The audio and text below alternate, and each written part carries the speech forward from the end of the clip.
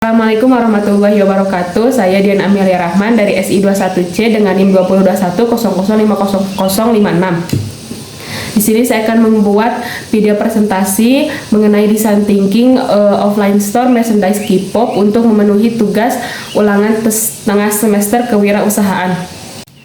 Terdapat beberapa versi tahapan dalam proses design thinking, namun pada prinsipnya adalah sama, yaitu memberikan gambaran melalui tahapan-tahapan bagaimana menciptakan sebuah desain inovatif yang didasari dari permasalahan spesifik kebutuhan manusia, serta menghasilkan solusi yang dapat diaplikasikan secara umum. Dalam design thinking, kita fokus pada 3 hal yang utama. Yang pertama adalah pemahaman kebutuhan manusia. Kami benar-benar berusaha memahami apa yang diinginkan dan dibutuhkan oleh pengguna.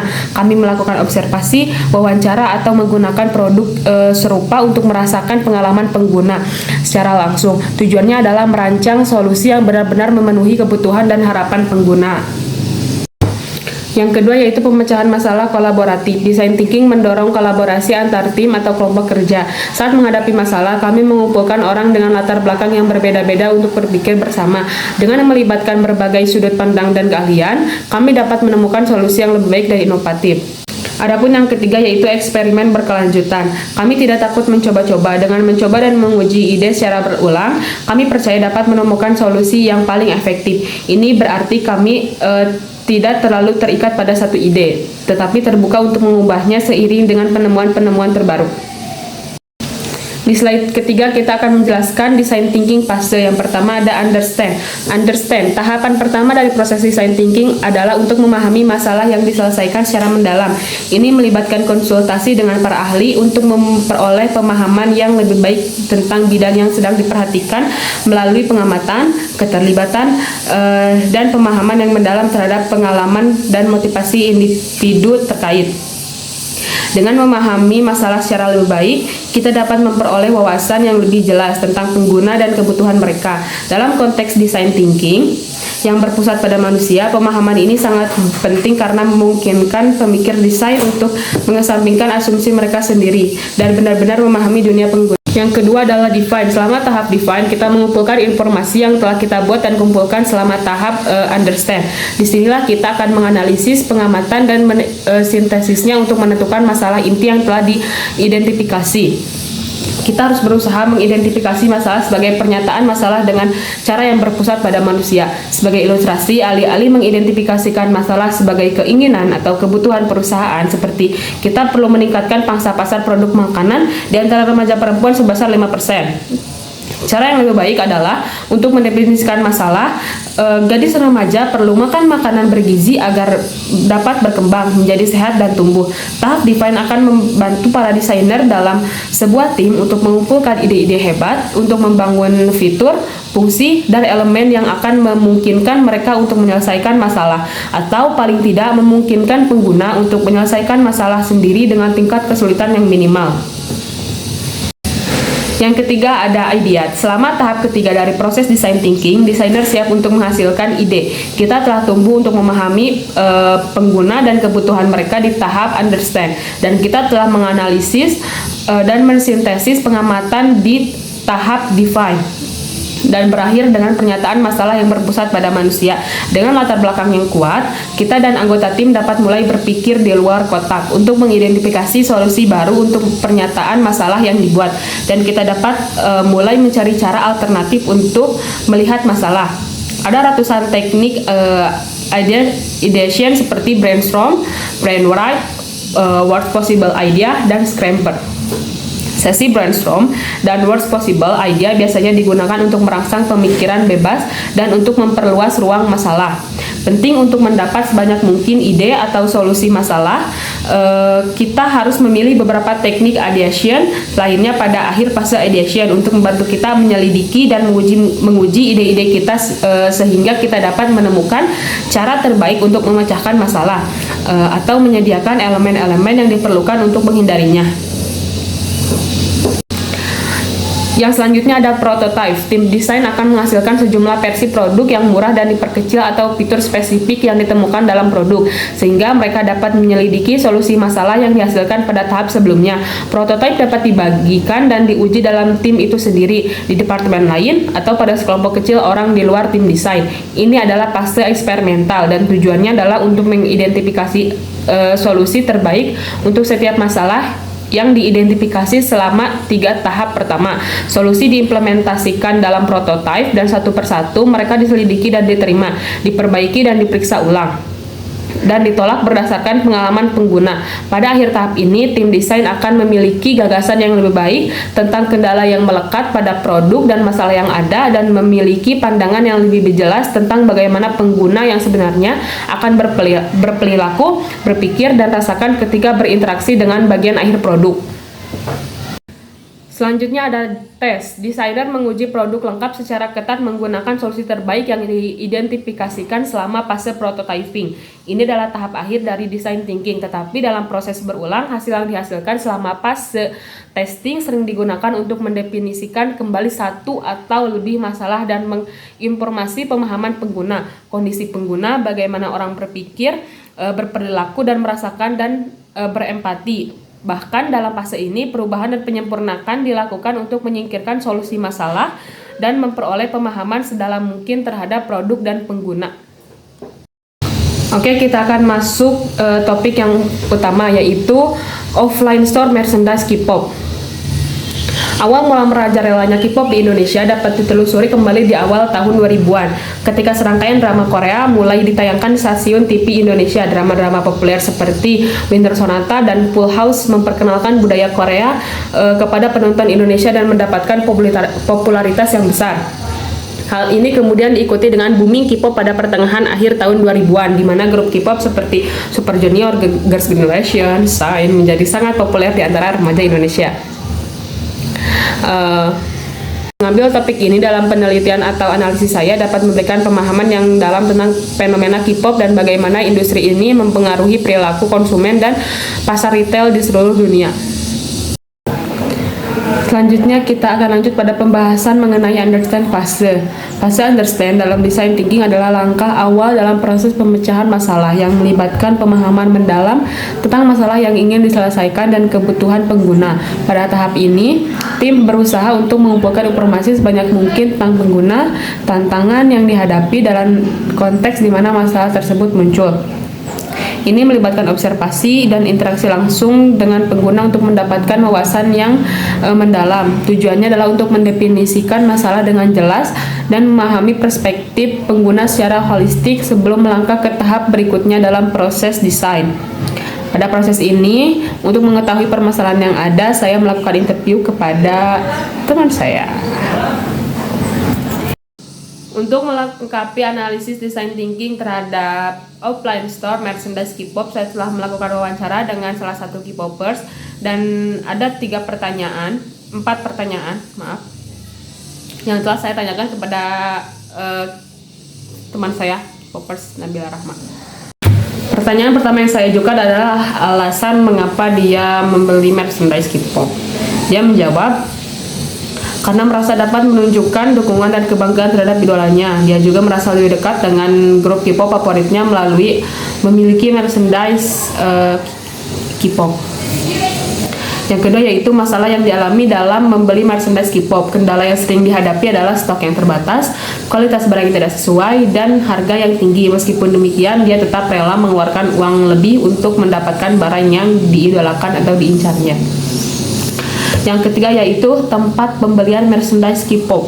Responden biasanya membeli merchandise K-pop dari toko online, konser grup K-pop, atau melalui jasa titip. Dia juga menyatakan keinginan untuk tersedianya toko offline merchandise K-pop yang lengkap dan seru di daerahnya.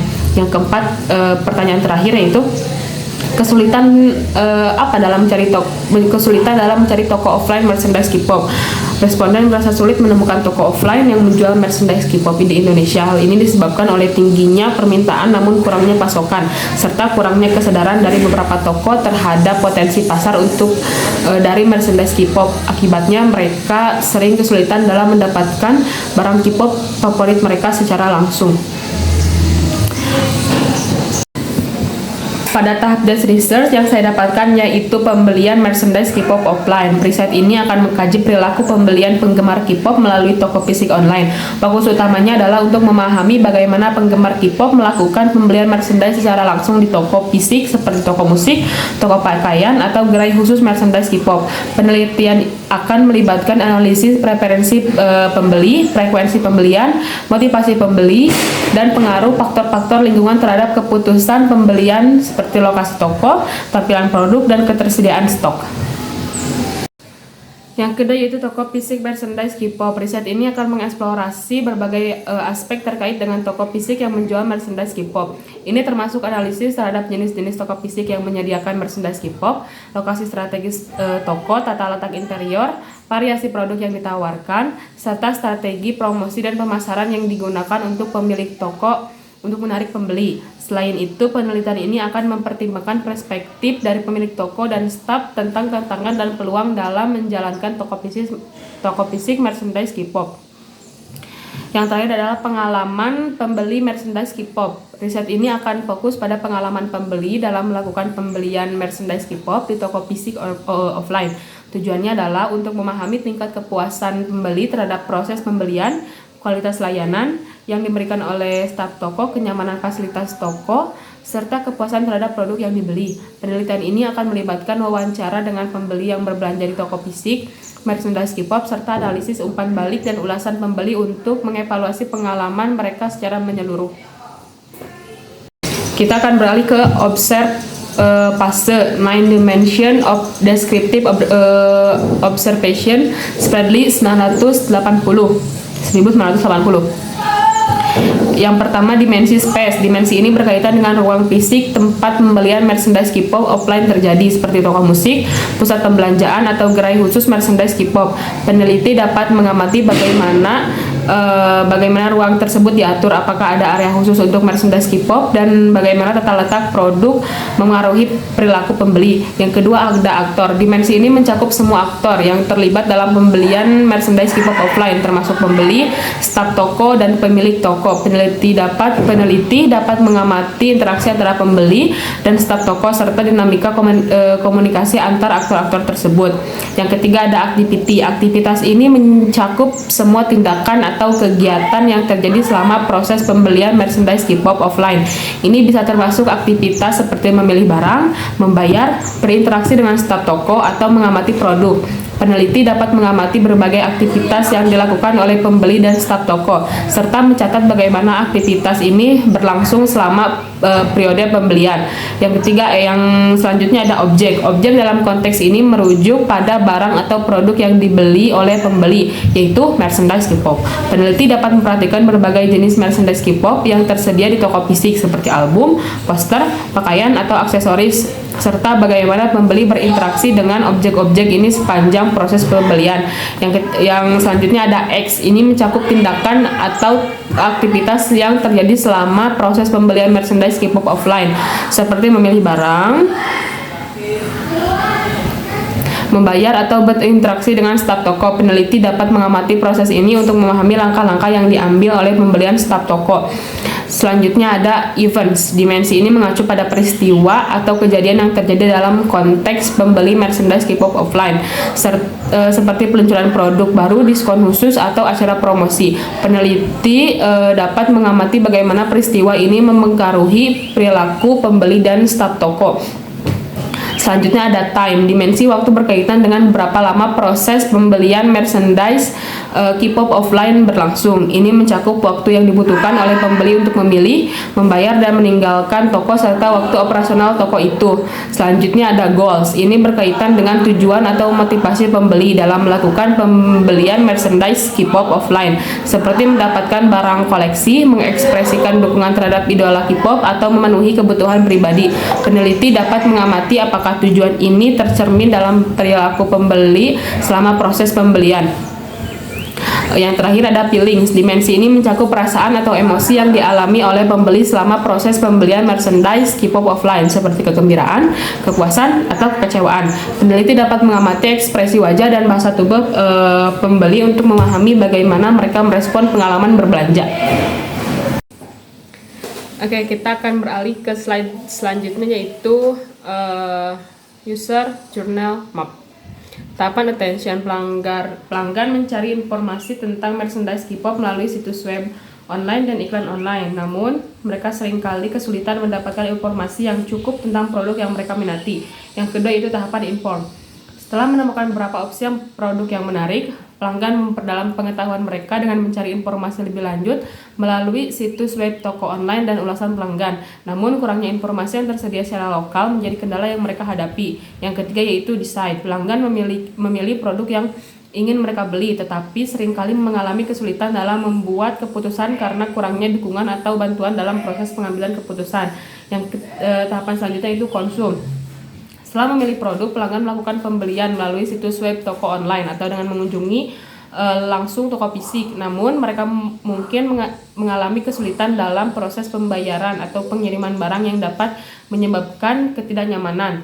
After sales, setelah menerima barang, pelanggan memberikan umpan balik tentang pengalaman mereka dan mempertimbangkan pembelian berikutnya. Namun, kurangnya dukungan pelanggan setelah pembelian menjadi kendala yang perlu diperhatikan. Adapun solusinya yaitu memperluas promosi melalui media sosial dan membuat papan reklame di daerah terpencil untuk meningkatkan visibilitas produk, membuat brosur atau katalog produk yang mudah diakses, serta memberikan nomor telepon atau alamat email untuk pertanyaan pelanggan, menyediakan opsi prapesan untuk produk langka dan menawarkan jaminan kualitas produk untuk membantu pelanggan membuat keputusan, menyediakan berbagai metode pembayaran yang fleksibel dan memastikan proses pengiriman yang cepat dan dapat diandalkan, meningkatkan layanan pelanggan dan menawarkan promosi untuk pembelian berikutnya sebagai bentuk apresiasi terhadap pelanggan. Dengan memperbaiki dan mengoptimalkan setiap tahapan dalam perjalanan pelanggan, toko merchandise K-pop dapat meningkatkan pengalaman pelanggan secara keseluruhan. Tibalah kita di ujung presentasi kita. Berdasarkan materi awal tentang merchandise, kita dapat menyimpulkan beberapa hal. Yang pertama itu potensi pasar yang besar. Industri merchandise memiliki potensi pasar yang besar, terutama di kalangan penggemar dari berbagai industri hiburan seperti musik, film, dan gaming. Permintaan akan barang-barang yang terkait dengan tokoh idola atau karakter favorit dapat menciptakan peluang bisnis yang signifikan. Yang kedua, diversifikasi produk. Produk merchandise tidak terbatas pada satu jenis barang saja, tetapi mencakup berbagai jenis produk seperti pakaian, aksesoris, mainan, dan barang-barang koleksi lainnya. Diversifikasi produk membuka peluang bagi bisnis untuk menjangkau berbagai segmen pasar dan memenuhi berbagai kebutuhan konsumen. Yang ketiga yaitu strategi pemasaran kreatif. Kesuksesan dalam penjualan merchandise seringkali didukung oleh strategi pemasaran yang kreatif seperti kolaborasi dengan artis atau karakter, peluncuran produk terbatas, dan penggunaan media sosial untuk membangun komunitas penggemar yang kuat. Pemasaran yang inovatif dapat meningkatkan daya tarik produk dan memperluas pangsa pasar. Yang keempat yaitu pentingnya kualitas authenticity. Konsumen semakin memperhatikan kualitas produk dan keaslian merchandise. Produk berkualitas tinggi dan asli cenderung lebih diminati oleh penggemar yang menginginkan pengalaman belanja yang memuaskan dan produk yang tahan lama. Terakhir yaitu kerjasama industri. Kerjasama antara industri hiburan dan perusahaan merchandise dapat saling menguntungkan dengan memberikan penggemar akses ke barang-barang resmi dan berkualitas tinggi, serta memberikan pendapatan tambahan bagi para pemegang hak cipta. Dengan memahami dinamika besar dan kebutuhan konsumen, bisnis merchandise dapat mengembangkan strategi yang efektif dan meningkatkan penjualan serta memperluas pangsa pasar mereka. Selesai. Oke, mungkin cukup sekian presentasi yang bisa saya paparkan. Semoga bermanfaat untuk yang mendengarkan dan semoga dapat nilai yang memuaskan. Amin. Assalamualaikum warahmatullahi wabarakatuh.